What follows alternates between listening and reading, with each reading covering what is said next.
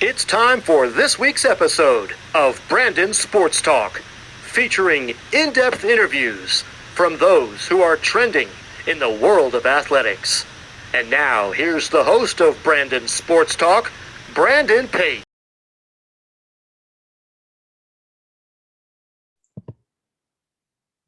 Welcome back to Brandon Sports Talk. In today's episode, I have the privilege to interview Britt Brown, the Athletes Unlimited professional lacrosse player. How are you doing today? I'm great, Brandon. How are you doing? I'm doing good. Can you talk about how you knew that you wanted to play professional lacrosse? Yeah, so I think, growing up, you always think you want to get to the highest level when you fall in love with the sport. And for me, I thought college was always going to be the limit. And I didn't think I would have a chance to play pro lacrosse just with my career aspirations. And luckily with COVID, I was able to get the opportunity to work from home, which then allowed me to play pro lacrosse. And it was just an opportunity I didn't want to pass up. What was it like playing college lacrosse for Penns? Oh, it was awesome. I really enjoyed my time at Penn. We had a great crew of young women who knew that the only way for us to get into the tournament was to win the Ivy League. So, we already had a goal in mind every year. And luckily when I was there every year, we achieved it. And those are people that, I still talk to today. That's still a huge family for me. And it was just an awesome experience to play with individuals that valued academics just as much as they value their on the field performance. So it was an awesome experience. What was that experience like playing in the Ivy League versus, let's say, the ACC, SEC? Yeah, so, I did have the opportunity to play at the ACC. I played at UVA for 2 years before I transferred to Penn. And the ACC is just a little bit different in the sense that I don't think they value for certain sports, academics and athletics equally.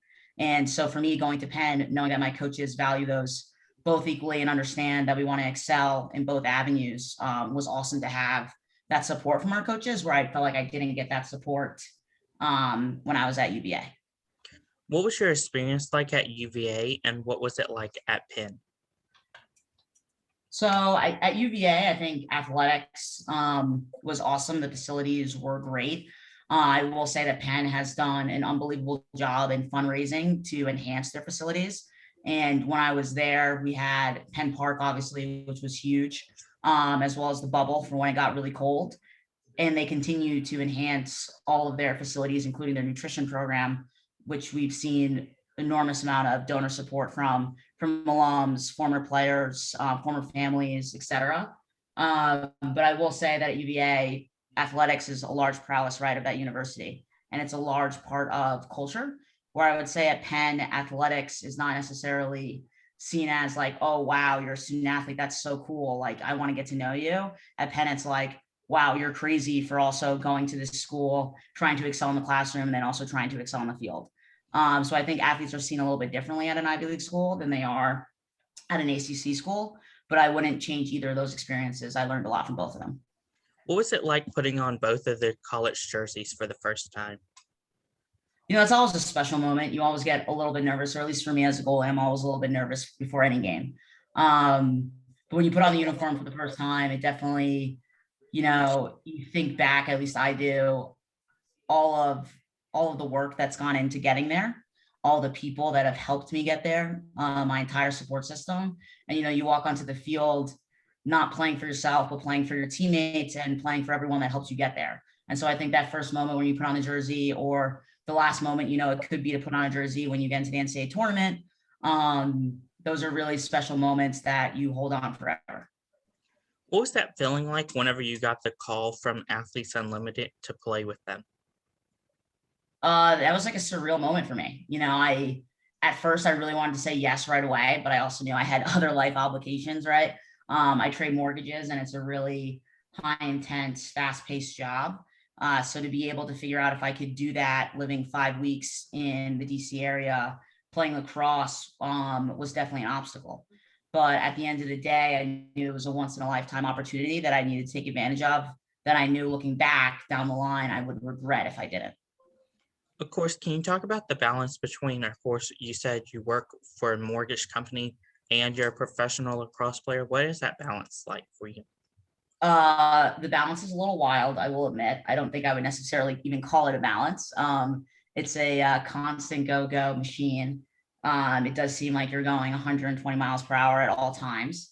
Whether you're on the field, right, facing shots that are coming at ridiculous speeds, or you're trading bonds that are coming across the screens really fast. It's hard. There's a lot of nights where you're not getting a lot of sleep, just catching up on both things.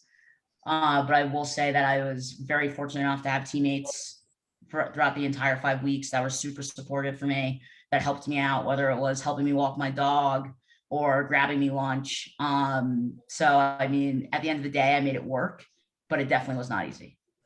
How has playing professional lacrosse helped you in, of course, balancing that work life with bonds and stuff? I think lacrosse early on in my career definitely prepared me to be able to do both. And I think that's why I was confident to be able to do both. When you're a student athlete, right, you're juggling school and you're juggling whatever sport you're playing. And I was also in a situation where, being on financial aid, I needed to also have a work study job. So I wasn't just balancing, the typical student athlete load. I was balancing, on top of that, having to do an actual job outside of just playing lacrosse. And so for me, I knew I had learned how to juggle all of those things early on in my career, whether I was at UVA or when I was at Penn. And so I knew coming into this, right, I had a lot more flexibility in a sense when it came to my own personal finances, that I could allow myself to make certain aspects of my life a little bit easier. For the sense of, like, hiring a dog walker, being able to Uber Eats all my food instead of having to cook everything. And so, that knowing that I had that flexibility compared to what I had earlier on in life, I knew I was going to be able to make it work. What was it like the first time you got to wear the Athletes Unlimited jersey? Oh, it was awesome. I had a great team behind me. It obviously wasn't necessarily the first weekend we all wanted. We went 1-2, but we lost two really really close games, and then won another one that was just an awesome lacrosse game. And so for me, it was just special to just be able to walk out and play again. I think, you go into the NCAA tournament and you never know when it's going to be your last game. But I do know when we walked onto the field to play Navy that first round, the odds were totally in our favor. I don't think anyone thought Navy was going to win by one and walk off and go on to beat North Carolina and then go on to the Final Four. I don't think anyone saw Navy going to the Final Four that year. And kudos to them for, showing everyone what they can do, as well as serving our country. So that was definitely a shock to me, to know that losing my last game was losing first round after we were literally the number 8 seed in the country. And that was hard. That was a huge blow. I don't think I touched the lacrosse stick for a few years. And so to get the opportunity to step back onto the field, it kind of felt a little bit like redemption. And it was a nice feeling. What is a typical game day like for you playing Athletes Unlimited? Yeah, goalies tend to be very habitual individuals, and everyone always says, we have a screw loose. And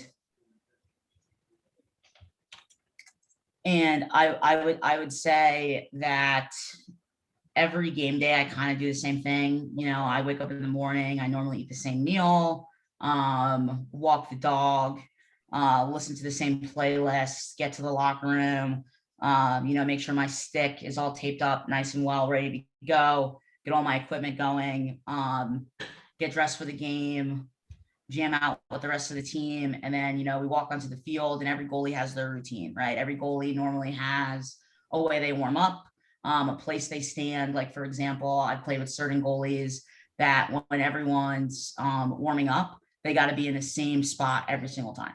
So some goalies like to be all the way at the end. Some goalies like to be in the middle. And then some don't like to warm up with the team. They like to do their own thing.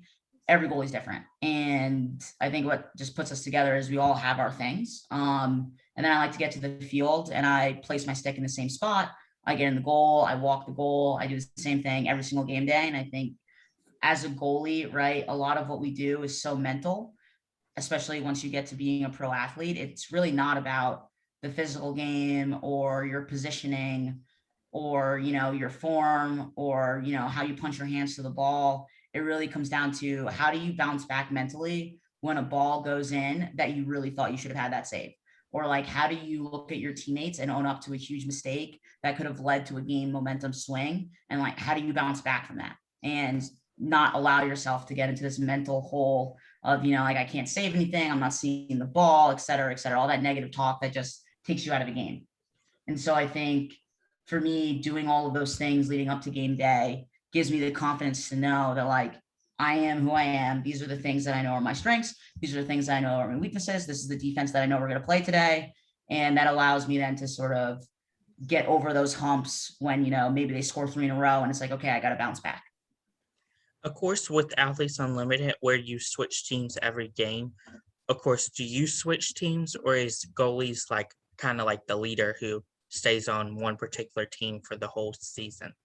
So every week we switch teams, and sometimes goalies are captains, other times they're not. It really just depends on the point system. So for me, I was switching teams every single week. However, there are some goalies that had the same pair of goalies.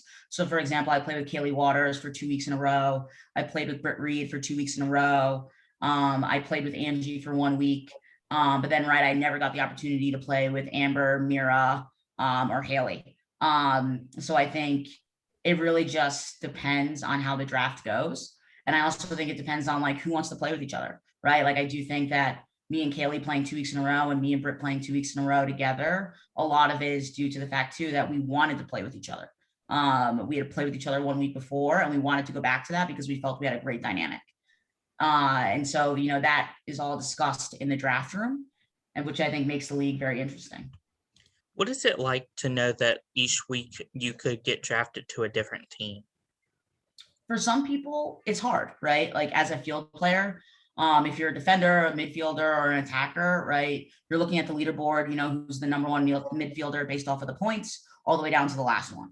And so I would say for some people, it was a mental shock and a lot of reality, if you got picked last or you got picked second to last.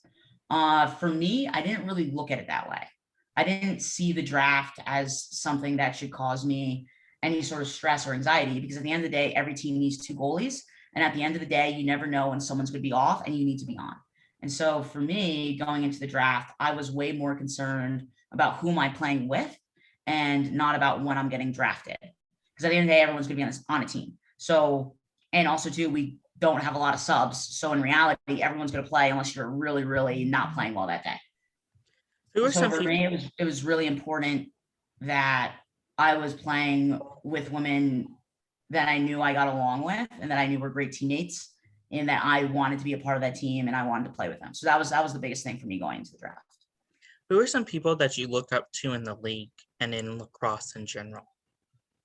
Yeah, I would say like in the league, I got the pleasure of getting to know Marie McCool really well, Taylor Cummings, also individuals that I never knew I'd become friends with, like the Pareca sisters, who are hilarious crew. You should probably interview them together because they're really funny. And then also like the Loyola crew, I only played against Loyola in scrimmages and we never played against them in season. So for me, it was great to get to know everyone and also see them in different ways than just college coaches or players that players that obviously I didn't like because I was playing against them. So like, for example, like Katrina Dowd, right, or Lindsay McCone that played at Northwestern. Penn has a large rivalry with Northwestern. I am very fortunate that I never had to put that purple uniform on for AU because I really dislike purple. And it was interesting to walk away knowing that those 2 individuals are now some of my closest friends, even though, they went to a school where we hated each other. Like, I mean, those were like blood, sweat, and tears on the field, red cards flying all the time when we played against Northwestern. So it's interesting now to like see them as friends after this entire experience. What advice would you give college lacrosse players looking to play college lacrosse? Yeah, so for the advice if you want to play college lacrosse is just keep being yourself and know what you want. I think I struggled when I was choosing between UVA and Penn. So when I was getting recruited, I was choosing between those 2 schools. And I think I chose UVA more for the flash of athletics than I looked at the overall school. And I think one of the biggest questions anyone looking to play college lacrosse should think about is, if you have a season-ending injury, is this where you want to be? Is this the school that you want to be at and you can thrive at, even if you can never play lacrosse again or you can never play sports again? And I don't think I looked at that question serious enough because I really just wanted an ACC title. I really just wanted to win a national championship. And I didn't think about life after that. And obviously, right, that's a hard question to ask a high school kid to think about. But when you are spending, 20 to 40 to sometimes even more than 40 hours a week training on your own and with a team, those are things you really got to think about because it's a full-time job. So looking back, that's definitely something I would have considered more. What advice would you give college players looking to make it into professional lacrosse? Yeah, I would say, hone your craft, know who you are. I think coming into the pro league, there are certain individuals that had to change their game from week 1 to week 2 and week 2 to week 3 due to the fact that the rules are different, the field is shorter, the game is way more fast-paced than even college.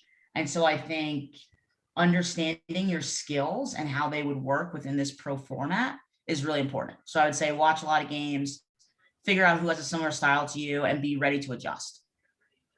What advice would you give current and future professional lacrosse players playing? I would say ensure that you're always having fun. I think there's a grind to it, right? You only have Monday off. We practice Tuesday, Wednesday, Thursday. You got to shoot around on Friday, and you play Friday, Saturday, Sunday. That is a lot of lacrosse jammed into 5 weeks.